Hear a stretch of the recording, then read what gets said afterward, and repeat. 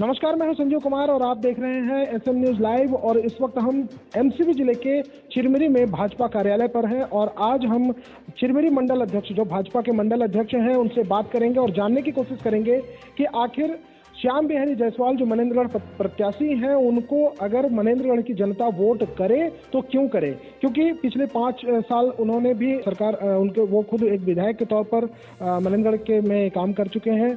उसके बावजूद मनेंद्रगढ़ की जनता का एक सवाल है कि आखिर उन्होंने ऐसा क्या किया जिसके बाद आज फिर से हम उन्हें एक बार फिर से वोट करें। तो हम मंडल अध्यक्ष जी से बात करेंगे। नमस्कार। नमस्कार मंडल अध्यक्ष जी, आप ये बताइएगा कि पिछले 5 साल श्याम बिहारी जायसवाल एक विधायक के तौर पर मनेंद्रगढ़ में काम कर चुके हैं। उनकी सरकार थी, उनके सांसद थे, केंद्र में भी सरकार आप ही की थी।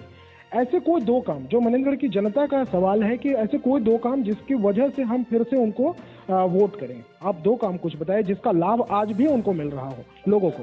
मैं आपकी बातों को मैं अभी यहाँ काट रहा हूँ कि पिछले कार्यकाल में श्याम बिहारी जायसवाल विधायक नहीं थे। पिछले कार्यकाल की बात नहीं कर रहा हूँ, इसके पहले जब भी वो विधायक रहे हैं, मैं तब की बात कर रहा हूँ। उस समय जो काम उन्होंने किया है उसका जो लाभ आज भी लोग ले पा रहे हो, ऐसा कोई 2 काम बताइए। 2 क्यों, अनेकों काम हैं उन्होंने जिन अपने कार्यकाल में किया था। उस समय केंद्र में भाजपा सरकार थी और यहाँ विधायक भी थे, हमारी सरकार भी थी। हमने बहुत बड़े बड़े काम किए हैं। अभी मनेंद्रगढ़ विधानसभा जो है उसकी आधी आबादी ग्रामीण क्षेत्र में रहती है। ग्रामीण क्षेत्र में करोड़ों रुपए के लागत के कई बड़े बड़े पुल पुलिया बनाए गए। चिरमिरी में लाहड़ी कॉलेज का जीर्णोद्धार किया गया, उसको पीजी का दर्जा दिया गया। जलावर्धन योजना को गति दी गई, उसको पाइपलाइन विस्तार तक हम लोग लाए। जिसको कांग्रेस के कार्यकाल में जिसको घर घर नल जल योजना को लाभ पहुंचाना था वो तक नहीं कर पाए वो लोग। उसके बाद कई पॉलिटेक्निक कॉलेज खुलवाए, कई आईटीआई खुलवाए, सड़कों का जाल बिछाए, स्वास्थ्य केंद्रों का जाल बिछाए, कौशल उन्नयन के लिए विद्यालय खुलाए। कई काम हैं, आप 1-2 काम की बात कर रहे हैं। नहीं, 2 काम की बात हम इसलिए कह रहे हैं जिसका लाभ आज भी चिरमिरी की जनता ले पा रही हो। जैसा कि आपने कहा पॉलिटेक्निक कॉलेज खुलवाए या आईटीआई जो खुला था, वो तो आज ऐसा कुछ भी कहीं दिखाई नहीं दे रहा। एकलव्य विद्यालय आप देखिए, एकलव्य विद्यालय आदिवासी छात्रों के लिए बना है, छात्रों के लिए। आज वहाँ सैकड़ों बच्चे पढ़ रहे हैं, उसका लाभ ले रहे हैं आदिवासी बच्चे। वो भारतीय जनता पार्टी सरकार की देन है। क्षेत्र के विकास के लिए ऐसे कौन से काम थे जिसका लाभ लोगों को मिल पा रहा हो? ये चलिए, पुल पुलिया सड़क निर्माण ये तो एक सामान्य काम है। ऐसा काम बताइए जिससे लोगों को लाभ मिल पा रहा हो, जिससे अर्जन हो पा रही हो लोगों की। देखिए, बड़े दुख के साथ मुझे कहना पड़ रहा है कि आज़ादी के 70 साल के बाद अगर किसी विधानसभा क्षेत्र में पुल पुलिया नहीं बन पाया था, तो बेसिक चीज़ है आवागमन के लिए। लोग आज ग्रामीण क्षेत्रों में रहते हैं जिनको नदी नाले पार करके जाना पड़ता है, बच्चों को स्कूल नदी नाले पार करके जाना पड़ता था। अगर हमने वो चीज़ नहीं था उसको बनाया जो बेसिक नीड थी, विद्यालयों का उन्नयन कराया, कई हाई स्कूल को हायर सेकेंडरी बदला, प्राइमरी स्कूल को मिडिल स्कूल में बदला, कई जगह कॉलेज खुलवाए जिसमें खड़गमा का कॉलेज भी शामिल है। अगर वो बेसिक चीज़ें नहीं थी तो बेसिक चीज़ों का हम लोगों ने ध्यान दिया? अभी तक किसी ने ध्यान ही नहीं दिया था। बेसिक चीज़ें जहाँ जब पूर्ण होती हैं उसके बाद फिर विकास के नेक्स्ट स्टेप में जाकर हम काम करते हैं।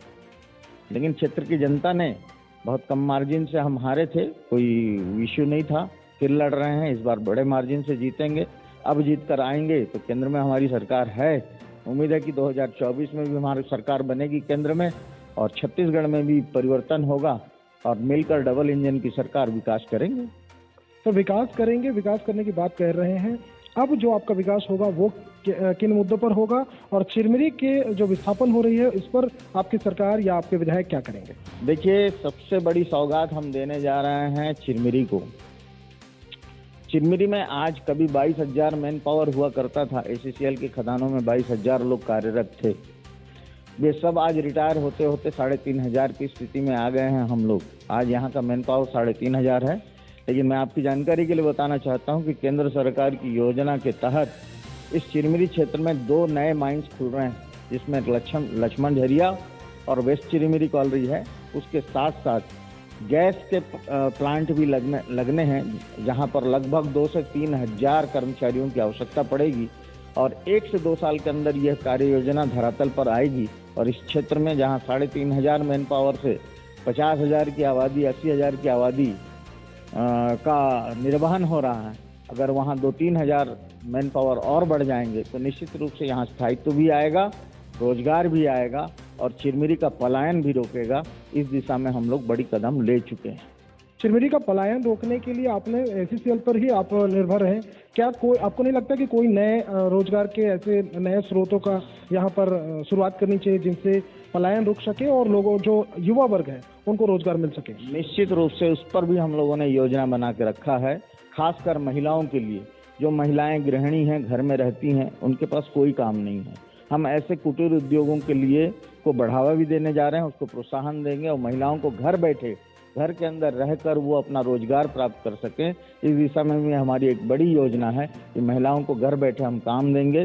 वो कुछ उत्पाद तैयार करेंगे, उनका बिक्री से लेकर विपणन तक सारा काम की योजना रचना बना के रखी है। अगर जनता ने आशीर्वाद दिया तो मुझे विश्वास है कि इस क्षेत्र के युवा के साथ साथ महिलाओं को भी स्वरोजगार देने में हम लोग कहीं कोई कमी नहीं रखते।